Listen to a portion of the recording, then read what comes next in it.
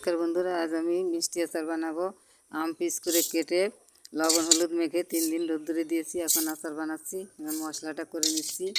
জিরে, ধনে, পাঁচফোড়ন, শুকনো লঙ্কা, কালো জিরে একসঙ্গে দিয়ে মৌরিও দিতে হবে। মৌরির গুঁড়ো আছে তাই এর সঙ্গে দিয়ে নিলাম না।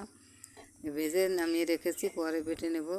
এবার ফোড়ন দিয়ে শুকনো লঙ্কার ফোড়ন দিয়ে আমগুলো ঢেলে দিয়েছি। নেড়ে চেড়ে একটু কষিয়ে এখন চিনি দিয়ে দিচ্ছি। চিনি দিয়ে একটু নাড়াচাড়া করে একটু চিনি গলা গলা হবে। এখন গুড় দিয়ে দিচ্ছি। গুড় দিয়ে ভালো করে নেড়ে চেড়ে নাড়তে নাড়তে ধীরে ধীরে জাল দিয়ে বেশ আম নরম হয়ে যাবে।